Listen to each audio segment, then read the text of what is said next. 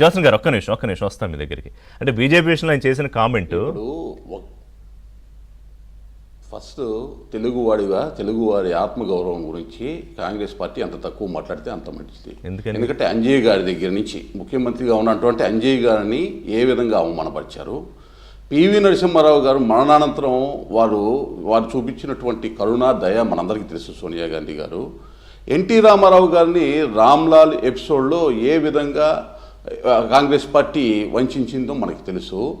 భారతదేశం మొత్తం కూడా ఒక తెలుగు రాష్ట్రాలకి సంబంధించే కాదు, భారతదేశ వ్యాప్తంగా ఎన్నిసార్లు రాజ్యాంగ సవరణ ఏ విధంగా జరిగింది, ఎన్నిసార్లు గవర్నర్ వ్యవస్థని అడ్డం పెట్టుకొని ఆర్టికల్ 356ని ఇంపోజ్ చేశారు. ఒకసారి చర్చ విడిగా పెడితే కాంగ్రెస్ పార్టీ ఏం చేసింది ఈ దేశంలో అనేటటువంటిది ప్రజాస్వామ్య స్ఫూర్తి మీద, గవర్నర్ వ్యవస్థ మీద, వీటన్నిటి మీద కూడా ప్రత్యేకమైన చర్చ పెడితే వాస్తవాలు తెలుస్తాయి.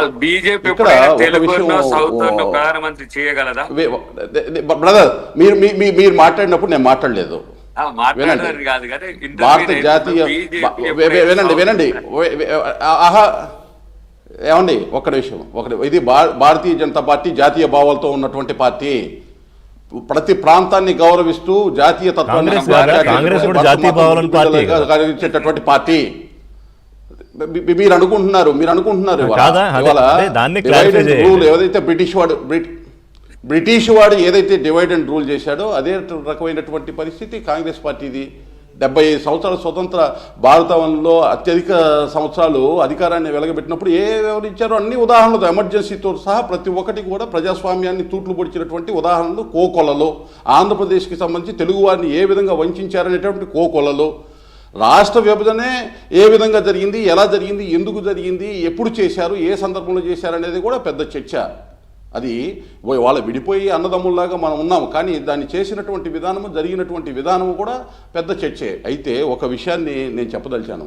బనకచెర్ల గురించి ఉదాహరణగా చెప్పేటటువంటి ప్రయత్నం చేస్తున్నటువంటి సోదరుడు అద్దంకి దయాకర్ గారు, మీ ముఖ్యమంత్రి గారితో మాట్లాడాల్సింది గోదావరిలో పోయేటటువంటి నీళ్లు ఆంధ్రప్రదేశ్తో పాటు తెలంగాణ కూడా సమర్థవంతంగా ఏ విధంగా వినియోగించుకోవాలనే చర్చకి ముందుకు వెళ్లాల్సినటువంటి పరిస్థితిని పక్కకు పెట్టి దాని గురించి మాట్లాడతారు. ఎస్, కేంద్ర ప్రభుత్వమో ఏదైతే సహేతుకంగా ఒక ప్రాజెక్ట్ని అప్రూవ్ చేయాలంటే ఏ దశల్లో ఏం చూడాలో ఆ విధమైనటువంటి ప్రక్రియతో ముందుకెళ్తుంది. ఇవాళ స్పష్టంగా ఒక విషయాన్ని నేను చెప్పదలుచుకున్నాను.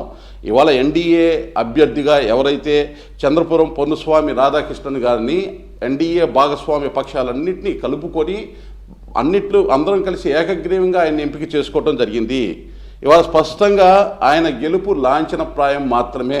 మీరు ఇందాకే లెక్కలు చెప్పారు, 782 లోక్సభ రాజ్యసభ స్థానాల్లో 392 సంఖ్య అవసరము. ఇవాళ లోక్సభలో 293, రాజ్యసభలో 133, 426 స్థానాల మద్దతు ఓట్ల మద్దతుతోటి ఎన్డీఏ ఉంది. కాబట్టి గెలుపుకి సంబంధించి ఉపరాష్ట్రపతిగా మేమెవరైతే అందరం భాగస్వామ్య పక్షాలు మేము నిర్ణయం తీసుకొని చంద్రపురం పొన్నుస్వామి రాధాకృష్ణన్ గారిని ఎంపిక చేశామో ఆయన గెలుపు తథ్యం. అపారమైనటువంటి అనుభవము, 51 సంవత్సరాల అనుభవం ఏదైతే ఉందో, 1974లో ఆయన కార్యనిర్వాహక కమిటీ జనసంఘ్తో ప్రస్థానం ప్రారంభించి తమిళనాడు బీజేపీ కార్యదర్శిగా, అలాగే ఎంపీగా కోయంబత్తూరుకి 2 సార్లు, అదేవిధంగా ఐక్యరాజ్య సమితికి పార్లమెంటరీ ప్రతినిధి బృందంలో సభ్యుడిగా 2004లో ఆయన వెళ్ళటము, 2007లో తమిళనాడు బీజేపీ అధ్యక్షుడిగా 2004-7 మధ్య చేయటము, 2016-20 మధ్య ఆల్ ఇండియా కాయర్ బోర్డు చైర్మన్గా నష్టాల్లో ఉన్న కాయర్ బోర్డుని లాభాల్లోకి తీసుకెళ్ళినటువంటి పరిస్థితి, ఏమూపించేటువంటి ఇవన్నీ కూడా.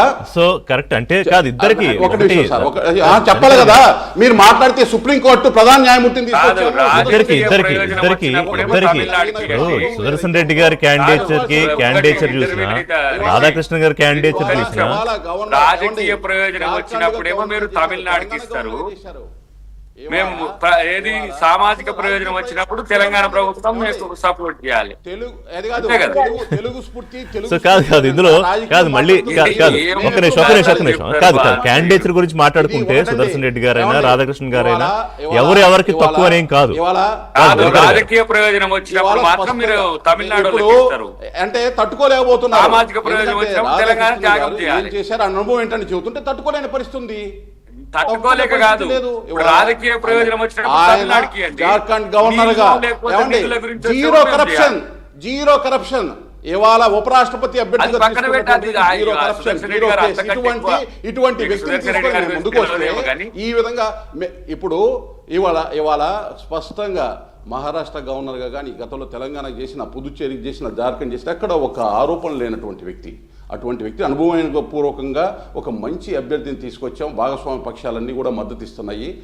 ఒకటి ఇటువంటి అంశాల్లో ఏదో కార్నర్ చేశారు, సైడ్ చేశారు, ఏదో ఒక వ్యాఖ్య చేశారు అనేటటువంటి ప్రజలంతా పిచ్చివారు కాదు. ఇక్కడ స్పష్టమైనటువంటి వైఖరితో ఒక మంచి అభ్యర్థిని తీసుకొచ్చాము. మేము భాగస్వామ్య పక్షాలన్నింటినీ కన్సెన్సస్ తీసుకొని మేము అభ్యర్థిని ఫిక్స్ చేశాము. ఒక మంచి సాంప్రదాయంతో భాగస్వామ్య పక్షాలన్నీ ఏకగ్రీవంగా అభ్యర్థిత్వాన్ని ఎంపిక చేసుకోవడం. చిన్న బ్రేక్ తీసుకుని వస్తాం మీ దగ్గరికి. సేవలు అందించబోతున్నారు.